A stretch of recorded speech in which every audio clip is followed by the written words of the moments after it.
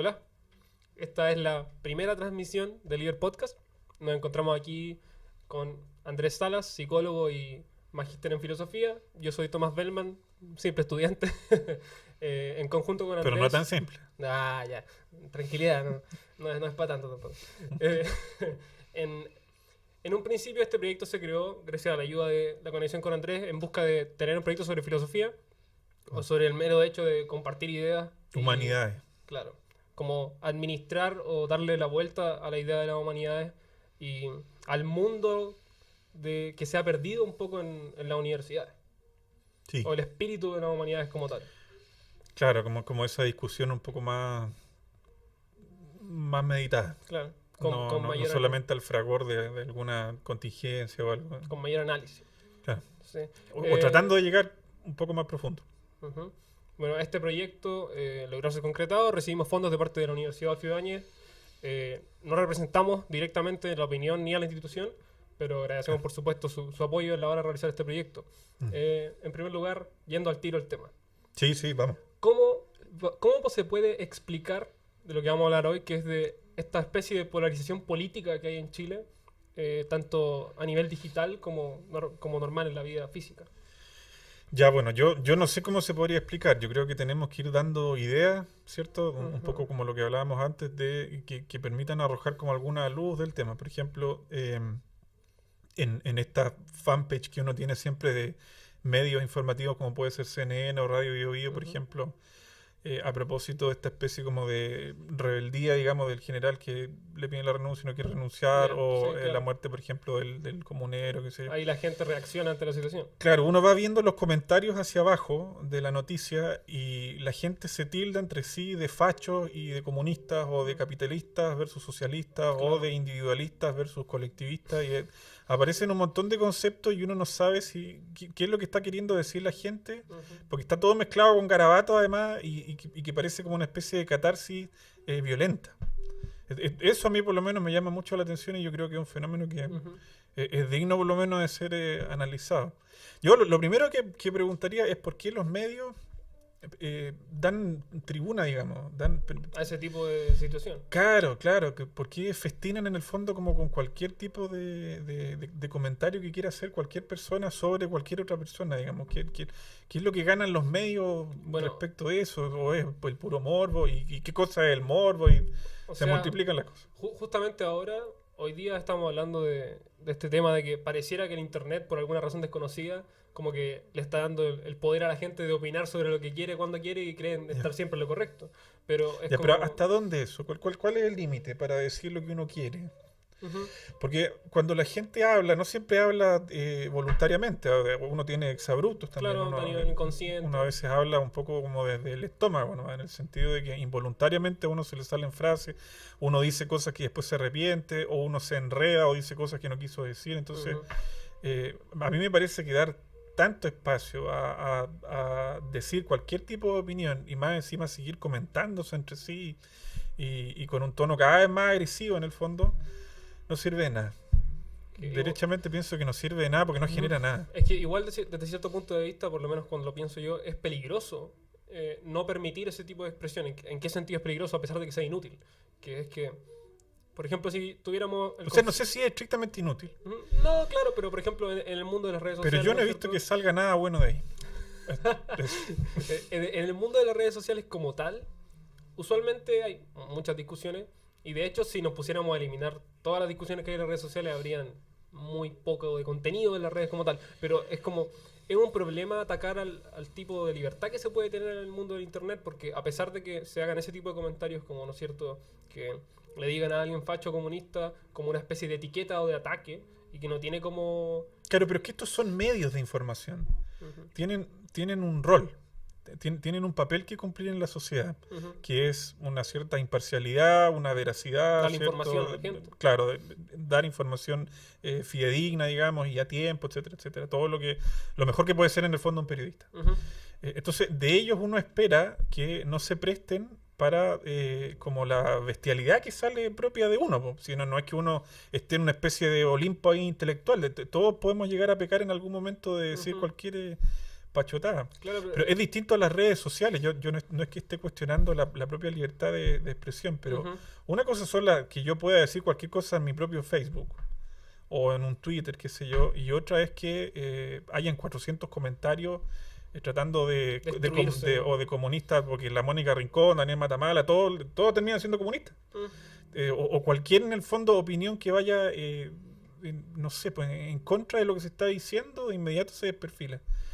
Y se supone que uno de los medios informativos espera seriedad, pues. O sea, el objetivo es la entrega de información con un Claro. carácter imparcial dentro de lo posible. O igual es difícil no tener ninguna clase de sesgo personal, es imposible realmente. Entonces ahí aparece la pregunta del para qué. Pero ¿para qué de las opiniones de ese tipo? ¿De Claro, esos ataques? ¿para qué dar espacio a esa catarsis, es en el fondo espacio virtual en donde la gente lo que hace es descargar su rabia del día Pero ¿qué y pasaría su si tú... sentido de injusticia y de desigualdad Pero ¿qué pasaría lo si tú vomita eliminaras... con garabato, con... Ujú. Pero ¿qué pasaría si tú eliminaras el espacio? Porque hay que pensar en eso también. Porque que exista Yo pienso que no pasa nada. que exista el espacio tiene sus consecuencias. Pero ¿qué pasa si elimina el espacio? Por ejemplo, si tú agarras la página de CNN en Mm. Facebook y ninguna publicación puede tener ningún tipo de comentario. Claro, lo que pasa es que la gente eso lo va a entender como un poco restrictivo y se van a elevar las voces de que nos están coaccionando y no tenemos libertad de decir lo que queremos decir, pero en el fondo, ¿a dónde? Para mí hay dos cosas. Hacerse responsable de lo que uno dice y a dónde lo dices. Ujú. Si uno está ocupando un medio, un canal de expresión que se supone que es serio y es estable, para decir cualquier cosa creo que es un despropósito. Si tú quieres publicar en tu propio muro o en tu Twitter, no sé, de mensajes de odio hacia el resto, bueno, nosotros vivimos en una sociedad en donde el fomento al odio todavía parece que se tolera, Ujú. pero me parece que los medios oficiales no se deberían prestar para eso, digamos, como a la... Como para el, no sé si circo, pero como ese tipo Es un, claro, es un, de se constante transforma etiqueta. en un circo, sí. Ya. Pero, o sea, yo personalmente siento que el tema de la polarización política es muy interesante a través del mundo digital, porque además de que existen Sí. este tipo de etiquetas como constantes y que no están bien elaboradas, sino que son simplemente como un ataque a aquel que piensa distinto a mí, Sí. radicalizado. Sí, por eso que es útil ir a los conceptos. Por ejemplo, nosotros hablábamos del concepto de facho, Ujú. ¿cierto? ¿Qué significa realmente ser facho? Exactamente. O ser ¿Cómo comunista. es una persona facha? Ujú. ¿Cuáles son los valores, por ejemplo, a tu juicio que representa una persona facha? Es que, claro, como hablábamos antes, el problema con este tipo de etiquetas es que no tienen una definición clara. Y de hecho, por ejemplo, cuando una persona trata de facho a otra, el rango de tratar de facho a otra es muy grande. Entonces, justamente como dije antes, un individuo puede decirle facho a otro porque esa persona está diciendo, por ejemplo, que Pinochet debería volver a estar vivo o a estar a cargo del país. Ya, claro, siempre se dice facho al claro, pinochetista. y otra persona podría decirle facho a alguien por decir que el hombre y la mujer son distintos. Entonces Ya. el rango es gigantesco, no tiene una definición como muy objetiva. Es como Ya. que el ataque de decirle a otro facho o comunista en ese contexto no tiene nada que ver con la definición original de dónde venga la palabra o como de su origen histórico ni del léxico, como que tiene que ver con una forma subjetiva de realizar un ataque a aquel que piensa distinto a mí. Al final no tiene nada que ver Sí. con el origen de la palabra. Porque Sí. si nos vamos directo al origen de la palabra, ser facho es algo mucho más duro y de una gravedad impresionante que de lo que se usa en las redes o en el mundo común y O corriente. fascista también. Para la mayor parte de la gente que se le suele asociar a un pensamiento de derecha un poco más extremo, se le tilda de fascista y uno entiende que el fascismo fue el movimiento de Mussolini en Italia, digamos, que en el fondo representaba un estado totalitario, una Ujú. especie como de nacional comunismo, digamos, de Claro. manera similar al de Stalin. Que en Chile evidentemente estamos lejos de llegar a ese nivel. Entonces, por ejemplo, a mí me llama la atención respecto en Chile todavía la gente parece no ponerse de acuerdo respecto del concepto de dictador, de si Augusto Pinochet fue o no un dictador. Bueno, ¿qué significa ser un dictador? Por ejemplo, una Ujú. persona que impone un toque de queda en un país. Eso no dictatorial. Una persona que prohíbe, por ejemplo, la libertad de asociación. Ya no pueden haber mitines, ya no pueden haber organizaciones, grupos, reuniones. Están todas intervenidas. Se empieza a espiar a la ciudad. ¿Esos son criterios suficientes que para los li- decir hay un dictador a la cabeza? Es que los o límites no? son borrosos porque, por ejemplo, en el caso de Chile, con las catástrofes naturales, en específico con los terremotos, hay toques de queda. ¿Por qué? Porque tiene que haber toque de queda, porque, por ejemplo, la cárcel Claro, se es una derrumbó. medida Entonces, pero, coactiva necesaria. por ejemplo, no sé, Pero ¿qué es lo que define un dictador? o sea, lo que define al dictador es el carácter de, primero, que llega al poder sin, porque vivimos en el mundo democrático, entonces llega al poder, ¿no es cierto?, sin el De afano facto, a la del fuerza. pueblo. Llega por la fuerza, sea a través del, ¿no es cierto?, del conjunto militar. Claro, porque la gente o de dice, alguna especie de alianza interna que destruya la al gobierno gente de existente. derecha dice es un gobierno militar, o es un Eso es lo que gobierno de dice la facto, gente. o es un pronunciamiento militar, que Sí. en el fondo es como un modo más... Es como lo políticamente correcto de la derecha para decir dictadura. Claro, tal vez un poco más adornado. Claro, porque el concepto de dictadura suena fuerte, porque uno de dictador se imagina a Lenin, o se imagina a Mao, o se imagina a personajes así Pero, por ejemplo, el tema de Pinochet en bajo Chile... cuyo régimen murieron millones de personas. El tema de Pinochet en Chile también es un ejemplo gigantesco de la polarización política. Por ejemplo, porque está ¿no es cierto?, esta especie de categorización de eres facho o eres comunista. Y después está la figura de Pinochet y Allende, por ejemplo. Sí. Eso también representa la polarización política chilena actual. Entonces, al final, como que parte del fenómeno de la polarización política en Chile, yo creo que tiene que ver con las creencias personales de las personas, a nivel individual. Porque a aquel que yo le digo facho o comunista, no necesariamente es fascista, y el comunista no necesariamente es Lenin o Stalin, sino que es simplemente alguien que piensa distinto que yo, y por alguna razón, porque yo ando irritado o soy intolerante justo en ese día, para mí él se transforma en el personaje que está bien, que encarna todo lo que yo odio. Pero también hay que hacer un poco de justicia a la historia, porque Chile, ninguno de nosotros, por lo menos no nosotros dos que estamos conversando acá, vivimos el periodo del gobierno militar o de la dictadura, de como uno le quiera no sabemos llamar. cómo fue realmente. Y por lo menos los testimonios que uno puede saber a través de nuestros padres o de nuestros abuelos, en Chile ocurrieron horrores, abominaciones, situaciones verdaderamente abominables. Digamos, como cuando uno piensa en el horror, en el sentido de la tortura, del encarcelamiento, del amedrentamiento, de la persecución, lo peor que puede salir del ser humano ocurrió en este país. Sí. Y así ha ocurrido, por regla general, con los gobiernos militares en los distintos países. Eso no es un misterio para nadie. Entonces, haciendo justicia a eso, evidentemente que uno retrotrae la polarización del discurso político que se ve en las redes sociales. Ahí uno dice, bueno, ahí la cosa empezó, pero parece que la cosa no empezó ahí. Ahí como que sea anterior ahí como que se terminó de oscurecer en el fondo. Ahí ya se volvió verdaderamente infernal la situación. Pero yo, por ejemplo, cuando escucho a las personas de derecha, de personas que, por ejemplo, pueden estar en una línea más liberal, como podría ser Evópolis, ACTA, por ejemplo, la UDI, lo que uno ve es que tratan de transmitirle a la ciudadanía esta idea de que se ha contado solamente una mitad de la historia. Uh-huh. Ese argumento sale siempre uno lo ve en las noticias, lo ve en las columnas, lo ve en los comentarios, en las entrevistas. Y como que ellos quieren que se cuente la historia completa. Entonces uno pregunta, bueno, pero ¿cuál es la otra parte?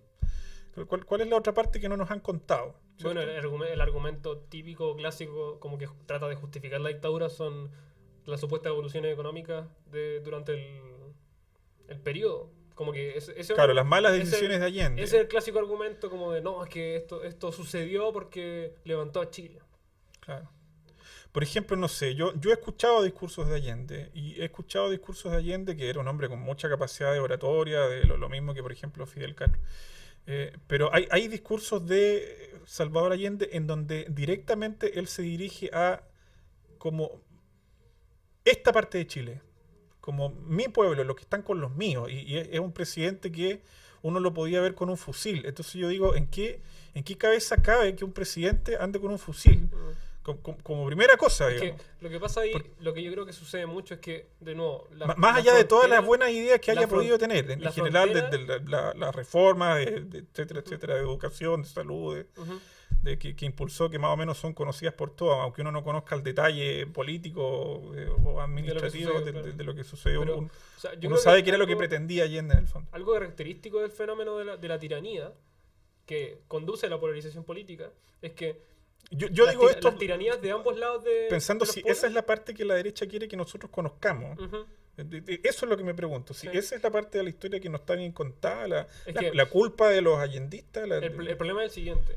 Creo yo, no sé si es el problema, pero es parte del problema, y es que el límite de qué es tiránico hacia la derecha y la izquierda es borroso. En el caso, por ejemplo, de los países sudamericanos, porque casi Sí. todas las naciones sudamericanas tuvieron dictadura Claro, durante es que periodos bastante una tiranía no parecidos. se puede identificar ni de derecha ni de izquierda, en realidad. Ahí se Es vuelve muy borroso. difícil. Como Claro. que, no sé si algo es tiránico hacia un lado del espectro político o simplemente es tiránico. No, yo creo que es tiránico directamente, porque esa es Porque la uno puede idea vender la de... tiranía de distintas formas. Yo me acuerdo me acuerdo que en la escuela de sociología de la Universidad del Paraíso está toda bastante rayada dentro de las paredes, bueno, en general con grafiti y todo, y hay una parte en donde dice Fidel Castro, y entrecomillado dice el dictador bueno. Entonces yo siempre decía, ya, ¿qué es lo que están queriendo decir con Explíquenme esto? eso, por favor. Claro, a mí me pareció una ironía, en el sentido de que no podemos ver un déspota bueno, Ujú. ¿cierto? Uno se imagina, por ejemplo, no sé, la República de Platón. Los griegos querían ser gobernados por los sabios, pero resulta Ujú. que mientras gobernaran los sabios nadie podía decir nada, El re filósofo. porque ellos eran los que sabían todo, en el fondo. ¿Qué más iba a decir uno? Y ahí tenía que haber un comunalismo completo, hasta las mujeres tenían que ser compartidas en pro de la colectividad, digamos. Pero ese ejemplo es muy bueno y es muy curioso porque Y ahí nos metemos el tema de la igualdad. Platón sabe muy bien cómo esconder su tiranía. Hasta por Eso, ahí nomás. pero Uno ha leído La República. Cuando uno la lee en un principio, o sea, y va avanzando. Bueno, yo no la leí en el entera, libro, tengo que ser honesto, yo no leí entera La Ujú. República, pero he leído bastantes fragmentos. Yo, Bastantes yo la leí completa por la universidad y cuando me enfrenté a ella, como que hay un punto en el que uno va leyendo y se da cuenta de que empieza a aparecer la tiranía de forma más clara y es bastante curioso cómo es capaz de esconderla un poco. Pero es esa especie como de tiranía buena. Claro, como de no, de la autocracia del claro. ilustre. O del Yo vengo sabio. a ser el dictador porque los voy a arreglar, los voy Que a es ayudar. el despotismo ilustrado. Pues, en el fondo lo que se le criticó a la cúpula de regente en el siglo XVIII, digamos, el siglo de las luces, que en el fondo venía con esas ideas de Rousseau.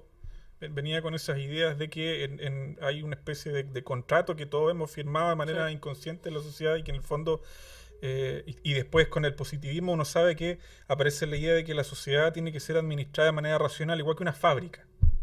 Y como que se nos asimila a todos los seres humanos como si fuésemos abejas en una colmena. Y aparece la fábula de la abeja de Mandeville y aparece Mill diciendo todo este tema de que ojo con las mayorías, ojo con las democracias, Bueno, y porque en el Tocqueville fondo es una tiranía de la mayoría. Se convierte en una Tocqueville tiranía. fue uno de los primeros en hablar de eso, También, que viajó, ¿no es cierto? Vio lo que era la democracia con sus propios ojos y dijo como, cuidado, esto es nuevo, y Claro. puede que sea hermoso, pero también Claro. tiene sus problemas. Claro, uno leyendo un poquitito se va enterando de estas cosas. Por último, si alguien no es muy dado a los libros, puede agarrar Wikipedia y durante toda una tarde queda completamente claro cuáles son los conceptos en donde está empantanado el debate político. Ujú. Pero creo que no hay mucha dificultad. A mí, volviendo un poco a los conceptos y que está a la raíz Facho de y esto, comunista. de cada día de facho comunista, por ejemplo, me acordaba de este concepto del facho pobre, que lo habíamos hablado Sí. antes, que es un concepto que se usa harto ahora. ¿Qué cosa es esto de ser facho pobre? Porque yo me acuerdo que en algún O sea, momento aparece esto, por ejemplo, de la UDI popular. Sí. Y uno se preguntaba, bueno, ya, pero ¿qué es lo popular? Uno dice, popular. Uno se imagina como el el- mercado como de el Valparaíso. pueblo, no sé. Claro, como el pueblo, ya, pero ¿qué cosa es el pueblo? ¿El Ujú. pueblo es la gente pobre? Claro, es el problema de la definición. Ese es el pueblo, parece, ¿o no? O sea, históricamente pareciera ser ese el pueblo, pero es una problemática la definición que tiene. Porque Entonces, como que el la pueblo UDI quiere como acoger tal, al pobre que se esfuerza. Porque esa es un poco la como idea. la meritocracia. Claro, la meritocracia. Pues, obviamente se parte de la idea errada de que las personas tienen la misma libertad económica, en el sentido de que Ujú. están dotados de las mismas oportunidades para hacer dinero, Claro. lo que evidentemente es falso porque la gente nace en situaciones de desigualdad.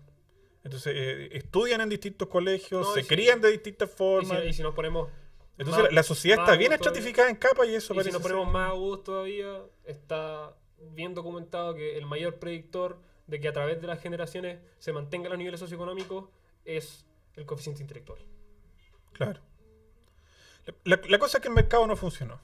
No funcionó como ente La idea de la UDI popular. regulador, claro. Y volviendo con la idea de la UDI popular, yo me acuerdo que cuando salió ese eslogan yo me preguntaba, bueno, ¿qué es lo que se... ¿Hay algo que se busque más allá del voto de la señora, del caballero que vive en la población?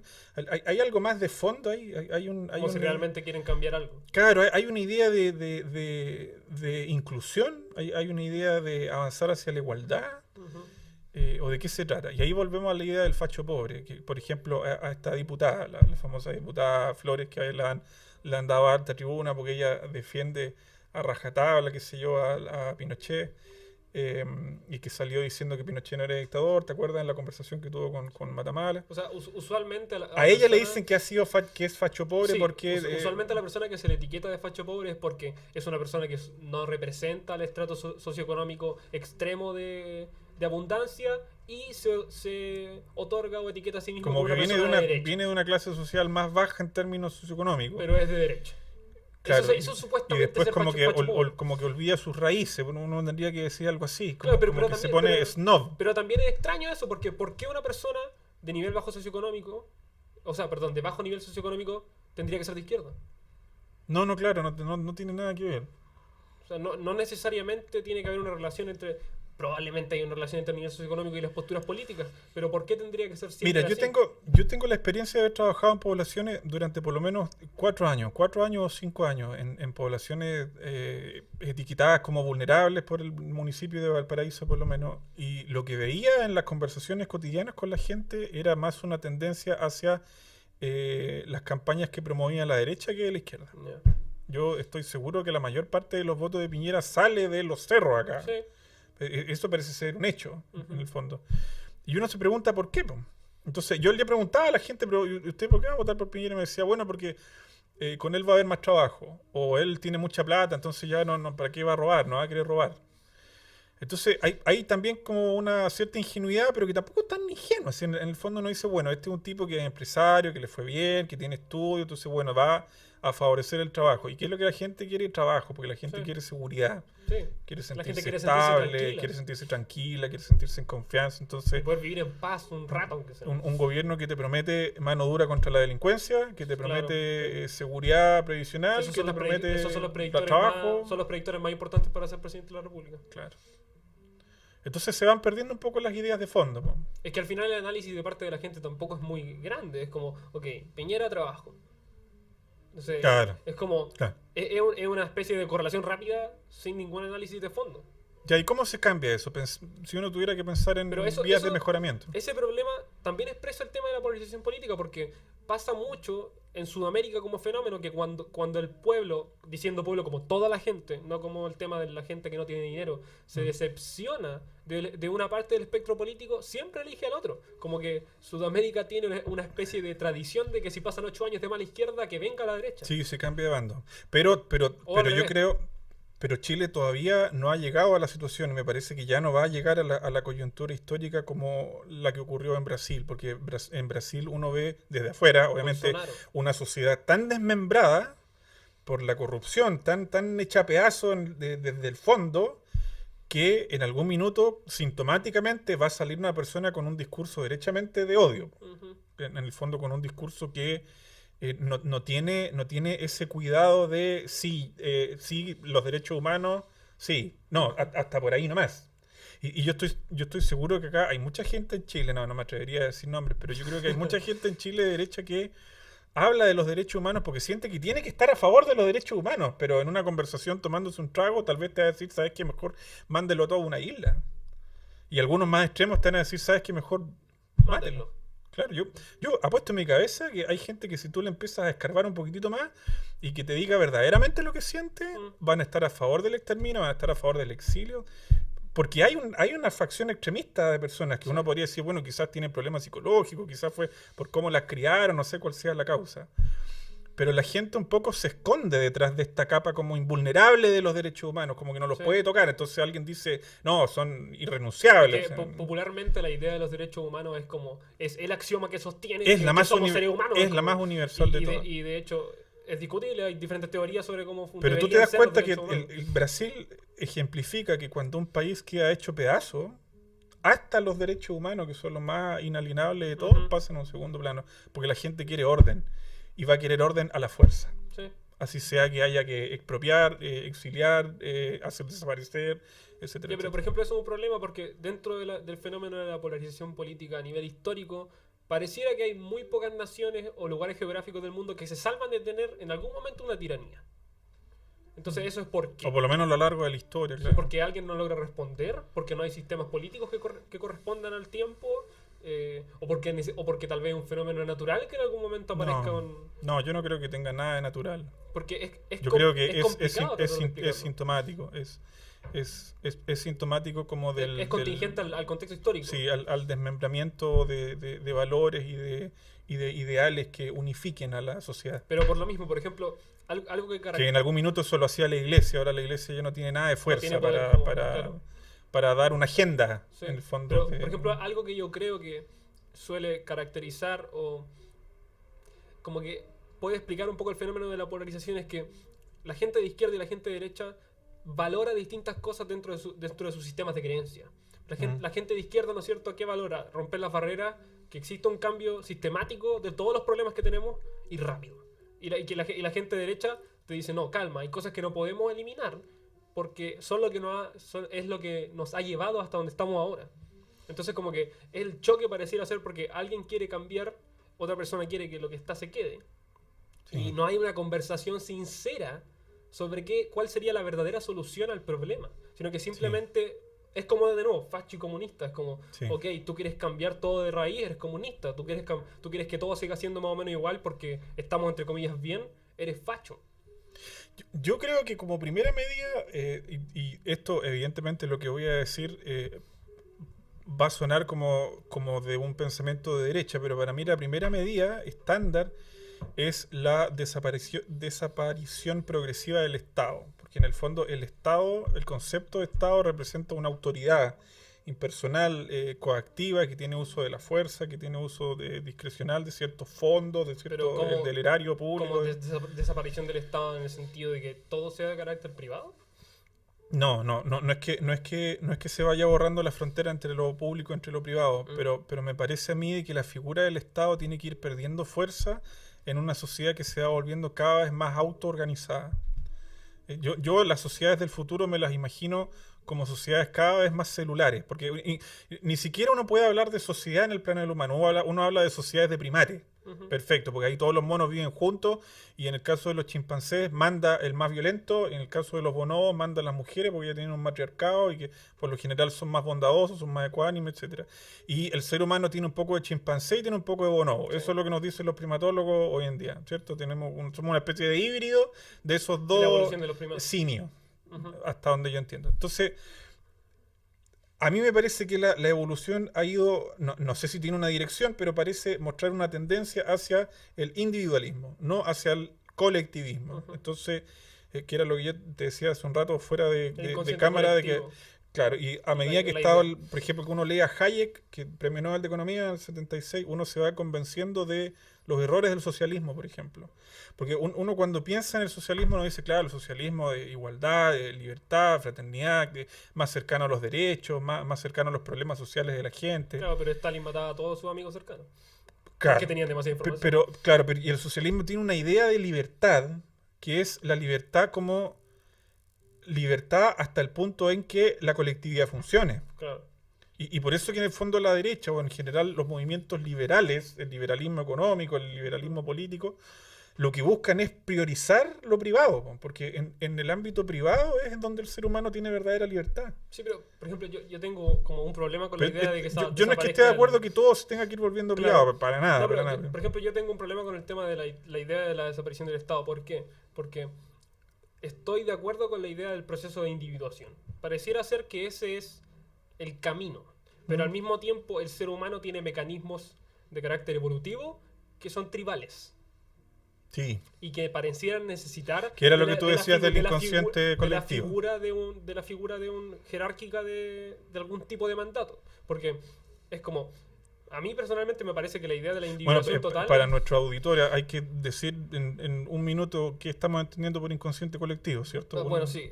El tema del inconsciente colectivo es lo que vemos en Jung, en la literatura en psicología. De conciencia de grupo. Claro, primitiva. que habla de que supuestamente el inconsciente colectivo fue la primera base de la idea de conciencia a través de la historia. Claro, de mentalidad social. En el funcionamiento de la línea de evolución. Ahora, eso, y que está encarnada en nuestro cerebro. Claro, como que nuestra conciencia del yo está por encima de esa otra capa. Sí. Y hay que dejar claro que eso es de carácter especulativo, ¿no es cierto? Es parte de la literatura en psicología, claro, y no tiene evidencia científica directa.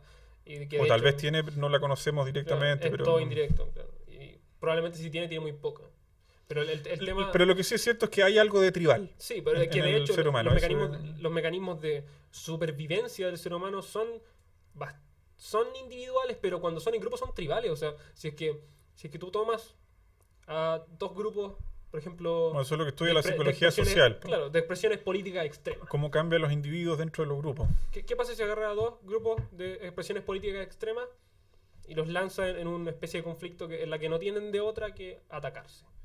Van a defender a su grupo, porque su grupo los representa. Claro, hay un sentimiento de identidad ahí. Entonces, como que la idea de la desaparición del Estado como concepto, o como forma de poder, de control, no sé cómo decirlo con bastante precisión. Sí, pero ¿quién es el Estado? O sea, el Estado es supuestamente una especie de ente. Pero en la práctica no es un ente, en la práctica es un conjunto de senadores, diputados, en la práctica alcaldes. está compuesto por individuos que tienen mayor poder en la sociedad y control sobre qué es lo que debería o no suceder. El Estado, en última instancia, es una serie de edificios, instituciones, digamos, que funcionan con base a ciertas leyes que tienen un respeto indiscutible y con cámaras de parlamentarios que legislan y que más o menos deciden, junto con el Ejecutivo, cómo se invierten las platas, cuáles son las direcciones en las que se avanza la nación, si ciencia o arte o humanidades. ¿Cómo ahora que sacaron filosofía? Pero en última instancia, claro, pero en última instancia hay una distinción entre gobernante y gobernado. Si a mí me preguntan cuál es la mirada de sociedad del futuro, esa distinción entre gobernante y gobernado tiene que desaparecer. Yo creo que no puede Tiene que desaparecer. Yo creo que es imposible que desaparezca. Porque el mecanismo, probablemente, incluso nuestro cerebro funciona pero tú quieres que haya gente que te gobierne. Creo que es inevitable. Ya, pero esa no es la pregunta. La pregunta es si tú quieres que haya gente que te gobierne. Es que la pregunta también es un problema, porque es distinto que yo quiera algo a que vaya a ser así. Yo puedo querer muchas cosas y puede que nunca sean así. Claro, pero en el sentido de que... de que le den una pauta de cómo tú conduces tu vida. Pero probablemente en las instancias tempranas de mi vida quiero que alguien me gobierne. Porque ¿qué sé yo de la vida? Nada. Pero algo sabes. Sí, tienes varios años sobre este mundo, has ido aprendiendo. Sí, pero, o sea, los primeros resulta que este ente que tú identificas como el Estado y que en el fondo tú vives como gobernado bajo este ente, el fondo es política, es economía y es derecho. Sí. Son fuerzas son los poderes del Estado. que en el fondo están representados en personas, porque no son sustancias que están ahí en un mundo platónico, son personas, son personas con voluntades. Entonces todas esas personas con sus propias voluntades y con sus decisiones en las que tú no participas para nada, salvo poniendo un sufragio en una urna, te gobiernan a ti. Entonces en alguna medida te pautean qué es lo que tú puedes alcanzar y en qué se va a consistir el resto de tus años, porque te dicen, mira, estos son los trabajos disponibles, este es el sueldo al que tú vas a poder acceder, estos son tus planes vitalicios para el futuro, pero estás obligado a que te quiten una parte de tu sueldo porque te están pensando en tu pensión en el futuro, pero en el fondo esa plata es para invertirla en negocios y en mercados de bursátil y de bolsa y todo el mundo que uno no tiene idea, porque uno realmente no tiene idea. Entonces uno dice, bueno, yo no quiero ser gobernado de eso, no. Entonces, ¿qué puedo hacer? No puedo volverme un anarquista o un terrorista, ni autoexiliarme, ni irme a vivir a una caverna. Claro. Porque me parece que ninguna de esas opciones, ni tampoco puedo ser una especie de rebelde que salga todos los días con una pancarta, que me encadene en el Congreso, porque lo único que voy a lograr es llamar la atención. No voy a cambiar nada. Pero, entonces el panorama es bastante es problemático porque precario. Es problemático porque la desaparición del ente, del gobernado y del gobernante, porque ser gobernado y que existan los gobernantes parece ser una expresión de natural y un fenómeno como tal de la naturaleza. No, pero no tiene nada de natural. Lo único que tiene, si uno mira la conducta, volvemos yo no soy ni biólogo, ni primatólogo, ni nada, pero basta leer un poquitito de libro de divulgación científica de gente que trabaja con monos y uno dice, bueno, lo único que hay de natural en la autoridad es la fuerza. el mono que es más agresivo, que es más corpulento, ese es el que manda. En Sí, el pero- caso de pero los ojo, chimpancés. ojo, porque- En el caso de los seres humanos no es así. Pero ojo. Nosotros no tenemos un sistema de gobierno en donde manda el más No, musculoso. no, pero Porque ahí sería espantoso. Hay algo muy importante ahí y un detalle, pero muy importante, que es que en las cadenas jerárquicas de los primates, ok, manda el más fuerte, ¿no es cierto? Pero si el más fuerte es tiránico, está documentado que los dos primates que le continúan en la jerarquía lo destruyen, lo matan. No le permiten la existencia de tiranía en la claro. jerarquía. Entonces, Claro. Bueno, es una forma de autorregulación. eso, pero es un problema. ¿Por qué es un problema sacar la idea del concepto de Estado?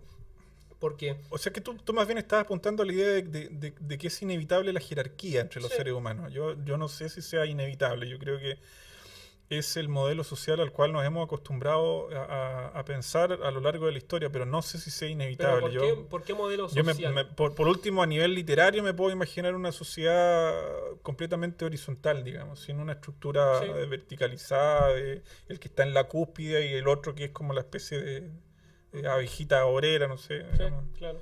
Pero ¿por qué la idea de...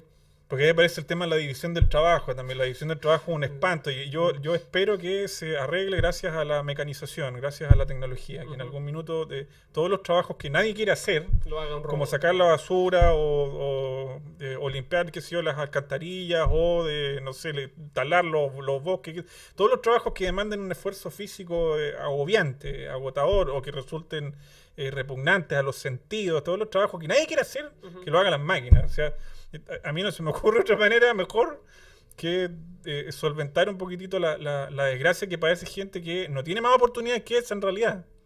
Porque eso también es la realidad. Uno no puede decir que todas las personas tienen acceso a la educación. Eso es falso. No, es una mentira. Es absolutamente falso. Es porque existe Basta la recorrer desigualdad. cualquier toma de las centenares que hay en esta ciudad de En Viña del Viña, Mar para darse cuenta que el acceso a la educación es un embuste. Pero, por ejemplo, todas estas cosas de las que hemos estado hablando expresan el fenómeno de la polarización política hasta cierto punto. La Sí, idea sí, de que sí. debería... Están como en están el trasfondo. interconectadas. Entonces, Y la gente tiene rabia, la gente se descarga, entonces los medios les proporcionan el espacio ahí para que la gente haga ese descargo. Yo no sé qué bueno puede salir de ahí realmente. o sea, yo no sé si pueden salir cosas solo malas. No sé si no sale nada bueno, pero... Esperemos que algo bueno debo sea. admitir que Por lo menos salió esta conversación. debo admitir que me parece Esto es algo bueno. como algo para de cierta manera finalizar mi postura con las cosas que hemos estado hablando. Debo admitir que me parece un poco peligroso hacer desaparecer ese espacio. Ya. Peligroso en el sentido de lo que contrae con la libertad, lo que tiene que ver con Claro, los de ámbitos de no, la expresión de y no, ta- no coartar la libertad de... y también me parece un problema que no es solo político. Me parece que es un problema de choques de creencia entre lo que cree cada persona que es valioso o no. Creo que ahí está el conflicto y que la gente no es capaz de realmente hablar. La gente ya no escucha, la gente ataca y quiere ganar. La gente no quiere aprender. Entonces, cuando dos personas con ideas muy distintas se confrontan, no hablan, simplemente pelean. Bueno, yo lo que espero es que todas las personas de la diversidad de géneros que existen hoy en día que están estudiando en este momento periodismo, el día de mañana realmente hagan honor a su profesión. Mm. Y no reporteen, no voy a decir no reporteen estupideces porque la palabra estupidez no designa nada, pero que por lo menos sean veraces, sean... ¿Qué otra cosa se le puede pedir al periodismo Que sean sincero? honestos. Que sean honestos. Es lo más importante. Que sean honestos. Que sean honestos. Y que no estén buscando la noticia o ensangrentada. Uno cuando está viendo las noticias, uno se pregunta, ¿cómo puede ser noticia que una persona murió atropellada? ¿Cómo puede ser noticia que una persona murió en un incendio? ¿Cómo puede ser noticia que una mujer la violaron? ¿Cómo puede ser noticia todas esas cosas? Sí, no es que esas cosas no se tengan que saber, se tienen que saber en el espacio de proporcionar justicia. Pero no es un conocimiento que les... General. General, Claro. no tiene nada de valioso que lo vuelva general. Bueno, ahí aparece Steven Y uno Pinker. sabe que todas esas noticias las ponen solamente para garantizar audiencia. Pero Entonces, ahí es aparece triste Pinker. el panorama. Ahí aparece Triste. Pinker y explica el fenómeno y te dice lo que pasa es que los noticiarios no les interesa pararse en un país que lleva 80 años en libertad y decirte, en este país no ha habido guerra en los últimos 80 años ni ha habido ninguna dictadura. Como, ¿a quién le va a interesar ver eso? En el sentido Bueno, pero es que hay de que, que no vende. hay que acostumbrar al espectador a mostrarle otras cosas. Si la Sí. gente va a sintonizar lo que haya. Lo que haya. Si tú le pones algo muy brillante, muy fulminante, claro, se va a quedar ahí. Pero si le muestras otra cosa con más contenido, la gente también lo va a ver. Bueno, la gente sin duda y a la población en general le Hay falta... que tenerle fe a la gente. Sí. Eso a mí me molesta de los periodistas. Yo con los poquitos periodistas que he conversado, ninguno de ellos tiene fe en la gente. Y le falta darle entusiasmo a la gente y entregarle un contenido de carácter como con mayor profundidad y que no sea siempre como triste. Yo por lo Porque menos siempre soy es siempre una tragedia. optimista respecto a la naturaleza humana. No es que crea que vivimos en el mejor de los mundos posibles, pero soy optimista con la naturaleza humana. Creo que si a un ser humano tú lo tomas y le muestras cosas útiles y constructivas para su propia vida, despiertas algo bueno en él. Eso lo Como creo. el enlightenment. Lo creo desde las entrañas. Ya no tengo nada más que decir, creo. Bueno, creo que eso sería por esta transmisión. Le agradecemos la sintonía y esperamos que les haya gustado esta discusión. Muchas gracias.